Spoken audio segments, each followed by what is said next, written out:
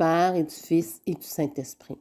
Seigneur, en cet instant, devant toi, je mets de côté la fête pour me rapprocher de ta perfection, de ton amour inconditionnel, de ta lumière qui illumine toutes les choses et tous les êtres que tu as créés un jour. Je vous demande humblement de m'accorder une nouvelle année pleine de paix, d'amour, d'harmonie, de bonheur et de prospérité. Ouvre mes chemins pour que je puisse conquérir tout ce que j'ai prévu. Et encore, pour que je puisse être avec toi en tout moment. Car je veux que tu vives dans mon cœur et que tu sois le guide de mes pas. Au nom du Père et du Fils et du Saint-Esprit. Amen.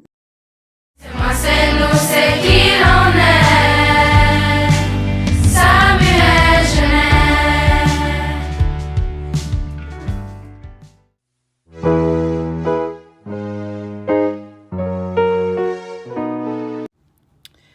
Bonjour à tous, nous nous retrouvons aujourd'hui pour une autre capsule sur la gestion du stress pendant les examens.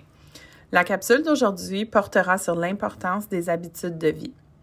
Tout d'abord, c'est important d'avoir une bonne routine de sommeil. Savais-tu que dormir permet à ton cerveau de faire du ménage de toutes les informations accumulées durant la journée?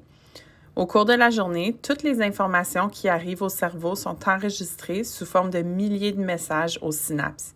Il s'agit des liens qui se créent entre les neurones. Le sommeil sert à éliminer les synapses qui ne servent à rien pour ne garder que les mémoires pertinentes et pouvoir enregistrer d'autres informations le lendemain. De plus, votre corps traverse une période de croissance rapide. Il a donc besoin de sommeil afin de bien faire son travail. Les recherches démontrent que les adolescents ont besoin en moyenne 8 à 10 heures de sommeil par nuit. Il est donc important de développer une bonne routine de sommeil. Comment développer une bonne routine? C'est important de pouvoir se coucher à la même heure, de suivre la même routine chaque soir et de s'assurer de n'avoir aucune distraction pendant son sommeil. Ensuite, un autre aspect qui est important pour avoir de bonnes habitudes de vie, c'est d'avoir une bonne alimentation et aussi boire de l'eau. Savez-vous que votre alimentation affecte vos états d'âme?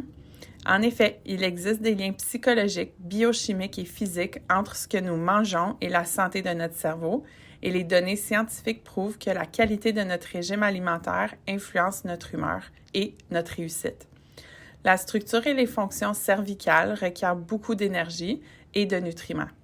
Des études ont montré que l'adoption d'un régime alimentaire traditionnel peut améliorer la façon dont nous nous sentons. Ce type de régime comporte une grande quantité de légumes, de fruits, de grains entiers et de poissons, ainsi que des portions modérées de viande et de produits laitiers. Et il possède souvent des propriétés anti-inflammatoires. Pour continuer, une autre habitude de vie qui est importante à adopter est l'activité physique.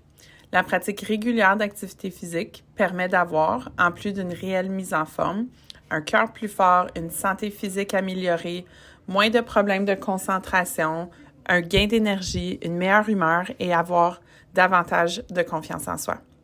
Il peut être difficile de se motiver avec une routine d'entraînement ennuyante et répétitive.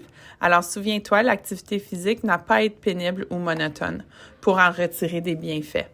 Toute activité qui incite à bouger peut convenir.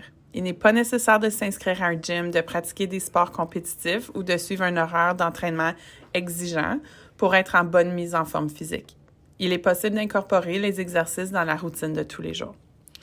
Ensuite, une dernière habitude de vie qui est importante à adopter, c'est d'avoir une routine.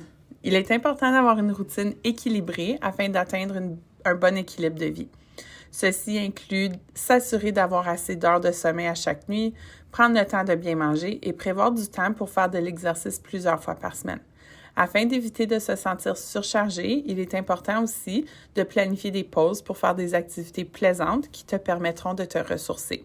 Ça peut être écouter un film, passer du temps avec tes amis ou ta famille, lire un livre ou faire de la peinture. Alors, j'espère que vous avez apprécié cette capsule, puis nous allons nous retrouver demain pour l'avant-dernière. Alors, merci beaucoup. Bonne journée tout le monde.